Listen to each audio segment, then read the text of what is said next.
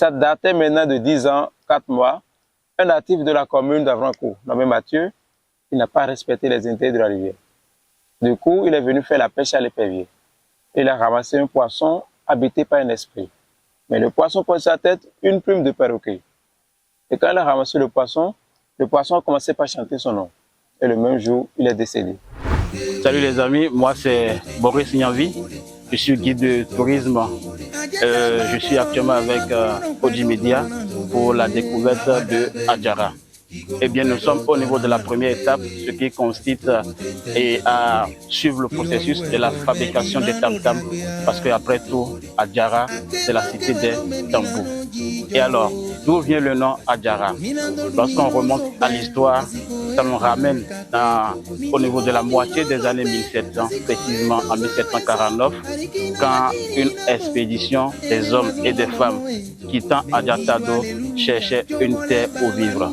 Ils ont traversé Baou, Ouida et tout ça. Et finalement, ils se sont retrouvés adjacents dans le royaume de Khorboun.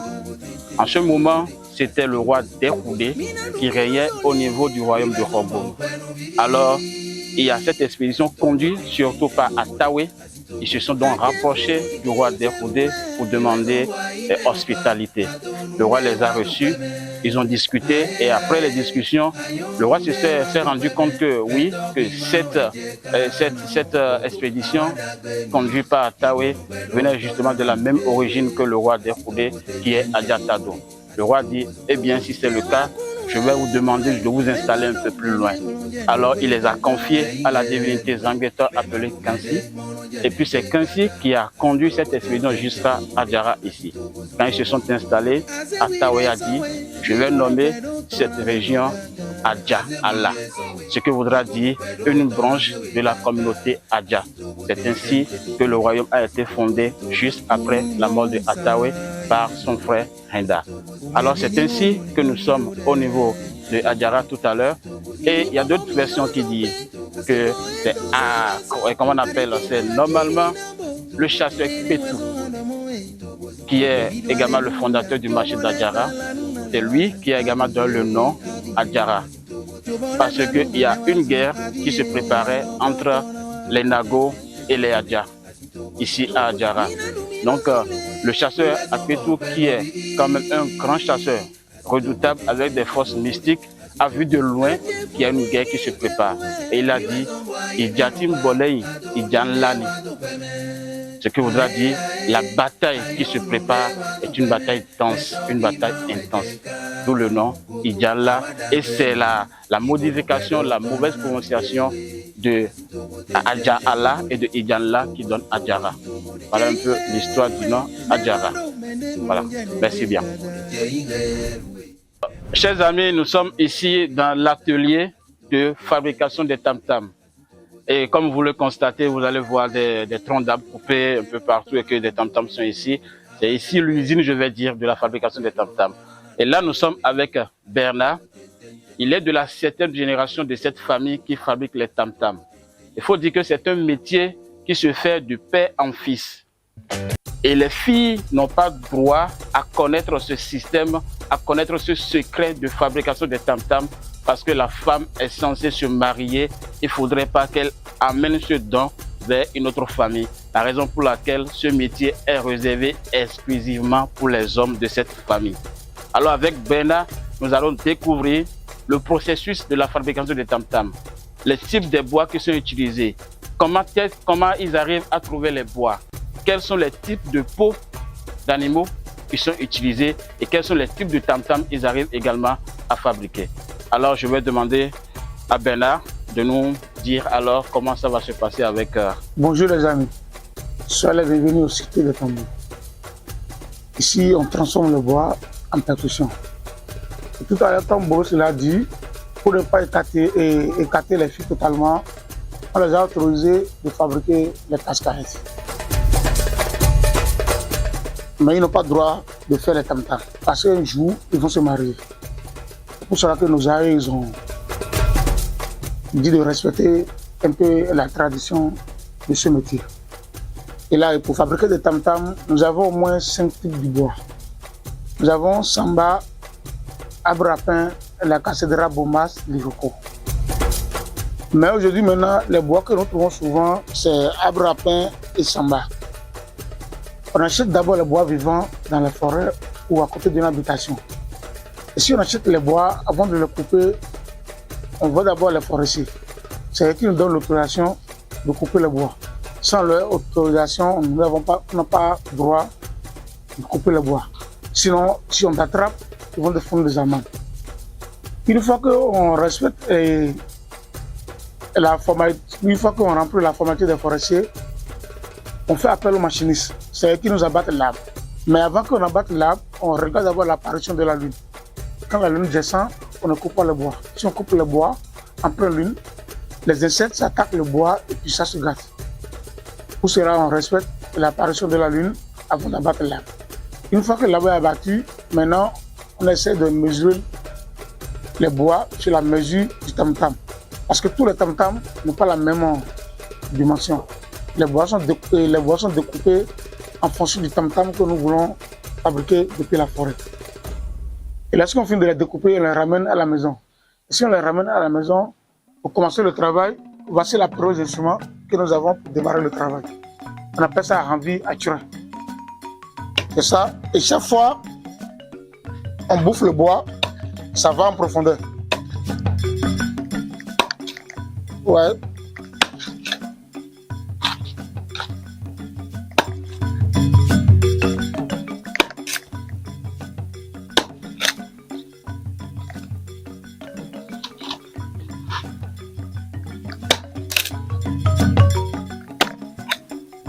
Ouais, là.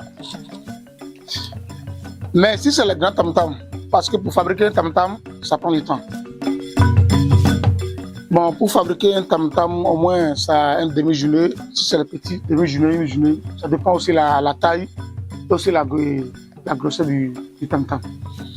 Bon, si c'est le grand tam-tam, lorsque on démarre avec ce instrument, on va utiliser ce instrument et puis on voit que le bois de l'instrument, quand ça touche au bois qu'on a en train de creuser, on dépose ce instrument-là.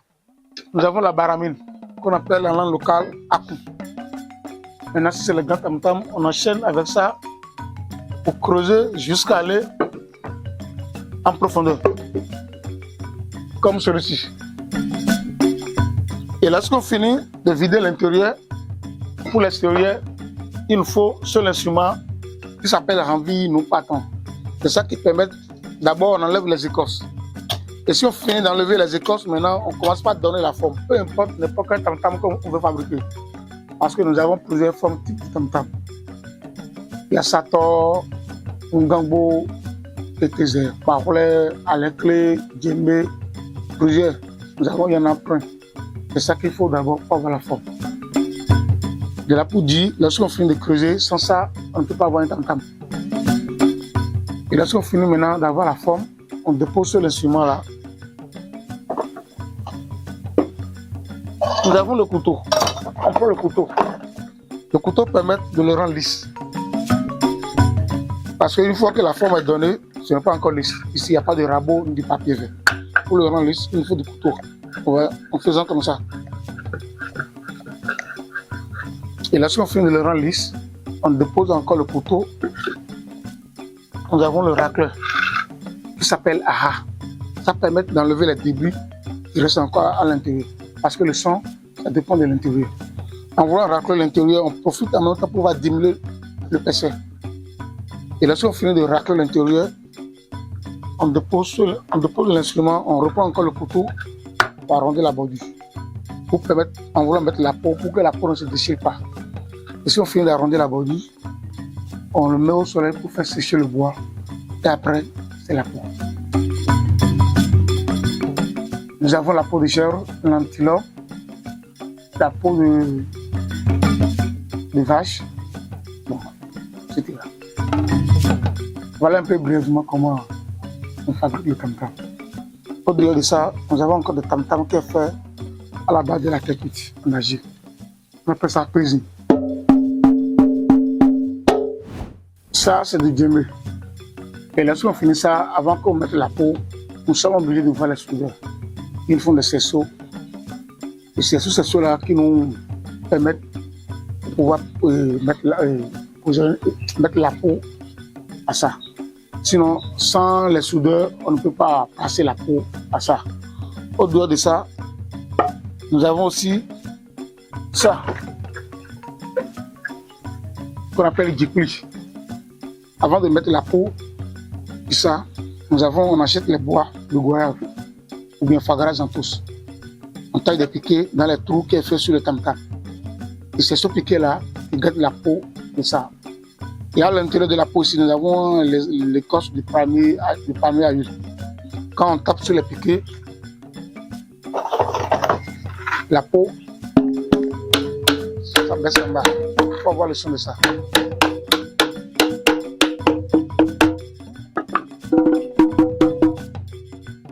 Pour dire, nous avons au moins, voici les 2 méthodes pour mettre la peau. Ça, il faut tresser ça comme du panier. Nous avons aussi tam-tam parlant, talking drum. Il y a ça aussi.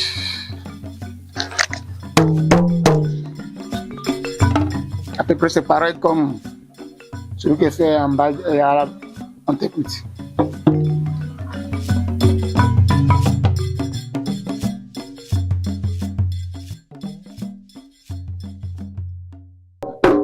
Allez, 1, 2, 3.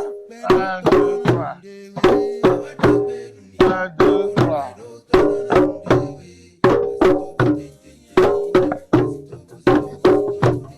2, 3. 1, 2, 3. 1, 2, 3. 1, 2.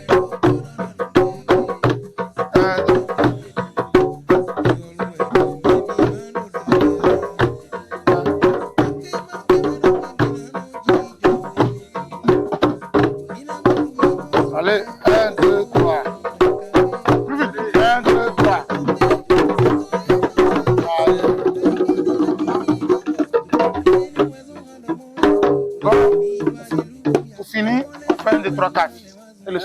Pour finir, on fait 1, 2, 3, 4. Ok. Et le 5e, on craque dans les mains. On garde le temps. 1, 2, 3, 4. 1, 2, 3, 4. 1, 2, 3, 4. 1, 2, 3, 4. 1, 2, 3, 4. 1, 2, 3, 4.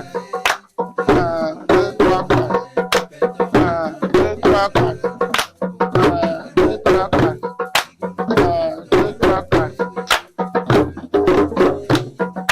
1, 2, 3, 4. 1, 2, 3, 4. 1, 2, 3, 4.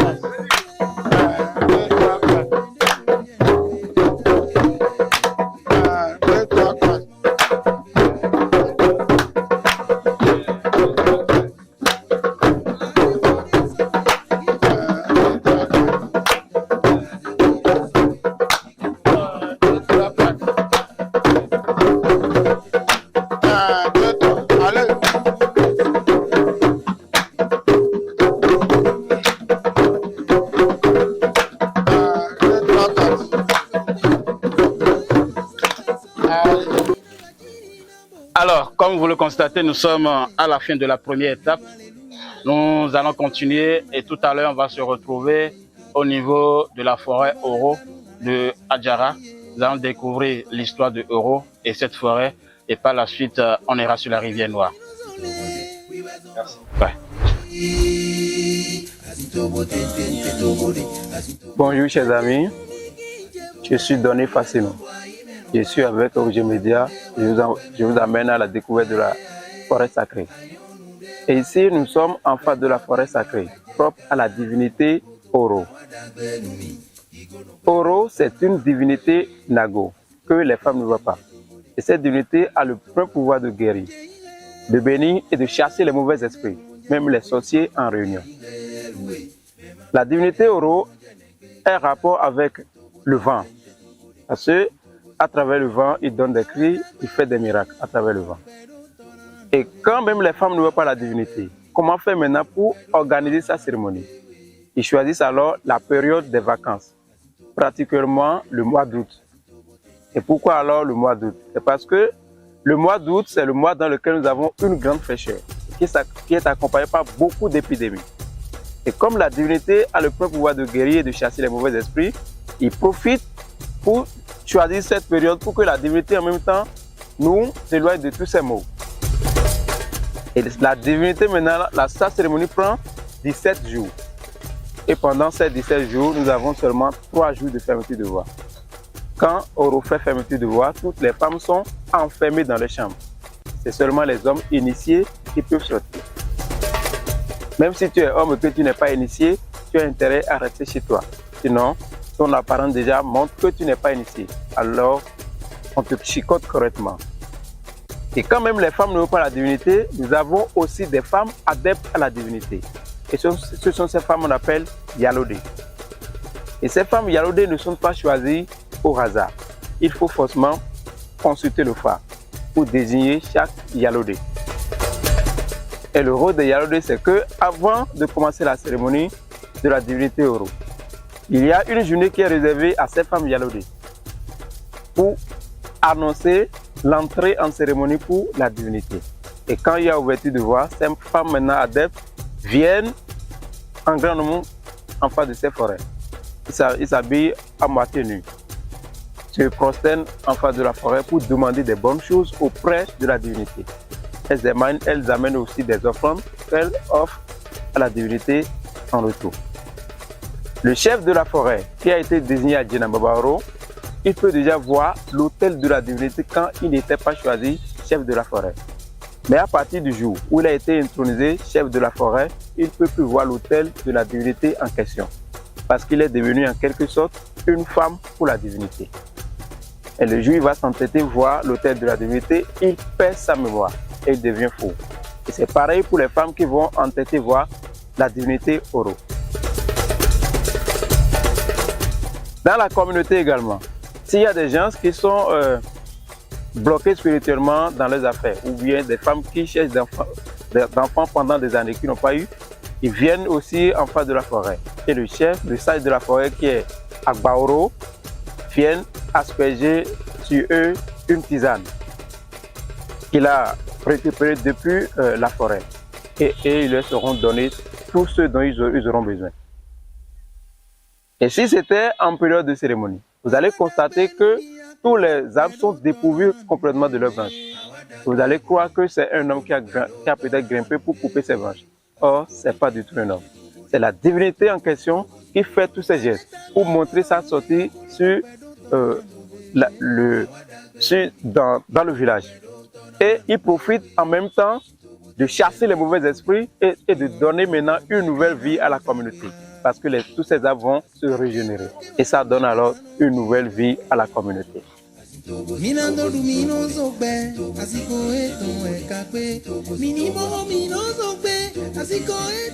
Bonjour chers amis, et soyez les bienvenus à la rivière Noire. Mais naturellement, c'est une rivière. Et si vous le voyez de loin, on a la sensation que c'est bien noir.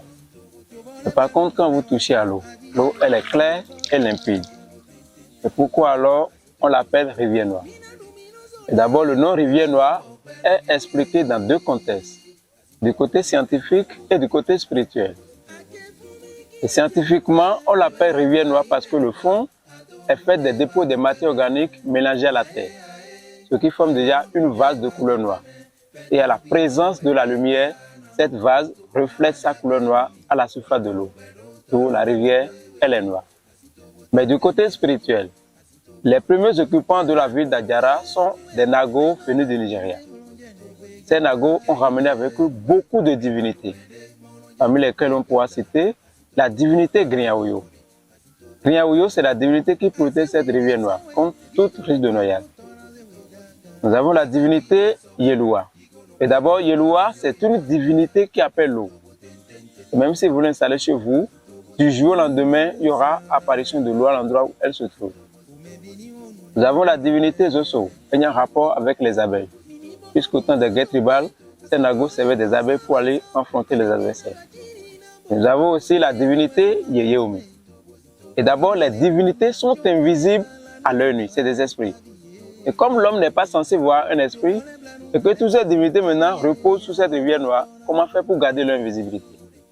Et là, toutes ces divinités ensemble ont réussi à changer la couleur du fond de la rivière en une couleur noire, pour qu'on ne les voit pas. D'où la rivière, elle est noire et puis sacrée. Sacrée à cause de la présence des divinités qui se trouvent en son sein. Et au sud du Bénin, aucune loi ne protège les forêts ni les eaux. Et c'est pourquoi nos aïeux se contemplaient du sacré pour préserver la nature. Donc sur cette rivière noire sacrée, nous avons une végétation dominante de palmiers raffia, comme vous le voyez de part et d'autre de la rivière. Ces arbres que vous voyez, c'est des palmiers raffia, contrairement aux palmiers à huile retrouvés sur la terre ferme. Et ces palmiers raffia que vous voyez sont des plantes à vie déterminée.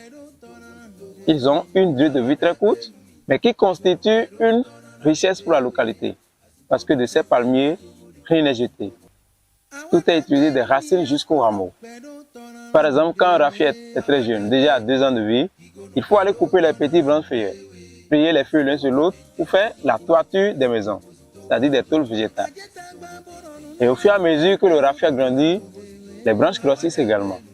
Et déjà à partir de 5 ans de vie pour un raffia, nous avons ces branches qui permettent la fabrication des meubles en raffia, la charpente des maisons, les plafonds des maisons.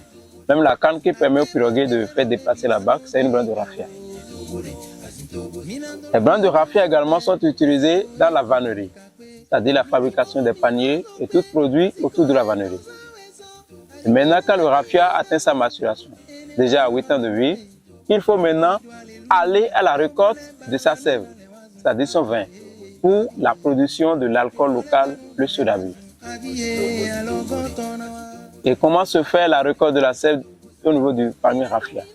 Il faut grimper le raffia debout une fois à sa maturation, aller couper les rameaux et nouer premièrement une corde qui servira à l'exploitant de ceinture de sécurité. Et après, il faut percer maintenant le cœur de l'arbre avec un instrument qu'on appelle le petit barami. Une fois le cœur percé, il faut ensuite enfoncer un tuyau pour drainer la sève. Et la forme de tuyau utilisée ici, c'est le bambou chinois. Et après raccordement, il faut enfin accrocher un bidon ou une jarre dans lequel la sève va couler goutte à goutte jusqu'à remplir le bidon. Quand le raffia dépouille de sa sève, il meurt. C'est tout comme si l'homme est dépouillé de son sang. Quand il meurt, il faut le laisser sécher pour enfin l'abattre pour des fagots de bois. Vous allez noter également qu'un raffia ne fait sortir qu'une seule fois de graines toute sa vie. Et c'est quand le raffia est à sa maturation et qu'on n'arrive pas à extraire la sève que la sève se condense à l'intérieur de l'arbre pour faire sortir des graines. Et ces graines de raffia sont aussi utilisées dans l'artisanat, c'est-à-dire la fabrication des bouts d'oreilles, des porte-clés, même des rideaux des maisons. Et parlons maintenant de la pharmacopée traditionnelle. Les graines de raffia sont aussi utilisées pour traiter le problème de l'infertilité masculine comme féminine. En dehors de ces palmiers raffia, toutes autres feuilles que nous voyons sur la rivière sont aussi des feuilles médicinales. C'est pourquoi on dit souvent que la rivière noire constitue une pharmacie pour la localité. Et comme feuilles médicinales, nous avons par exemple les fougères d'eau qui sont autour de ce jeune raffia. Ces fougères qui guérissent l'hémorroïde interne comme externe. Donc à ces fougères, il faut juste ajouter quelques écorces de manguier, préparer en tisane, faire boire aux patients pendant une semaine et les guérir. En dehors de ces fougères, nous avons aussi les oreilles d'éléphant. Les feuilles larges à 3 bords. Et il y a une forme triangulaire. C'est ça qu'on appelle oreille d'éléphant. Mais scientifiquement, c'est le Cytosperma sp qui guérit la tremblote chez les personnes âgées. Ouais. Le Parkinson, ouais. Quand les mains tremblent comme ça. Donc, en dehors des espèces végétales, nous avons aussi la présence des espèces animales, à savoir les varans. Nous avons les singes monasecos, qui sont des grands buveurs de vin. Nous avons les citatungas. Les citatungas, c'est des biches qui vivent dans des milieux humides. Nous avons aussi la poule d'eau, communément appelée oiseau Jésus. Oiseau Jésus tout simplement parce qu'il marche sur l'eau. Sinon, scientifiquement, c'est le jacana.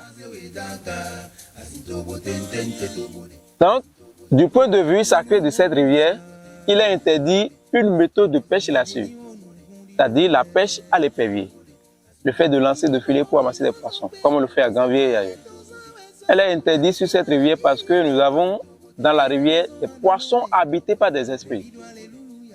Puisque les divinités qui reposent sur la rivière, par réincarnation, prennent chair des poissons pour se balader. Ça datait maintenant de 10 ans, 4 mois.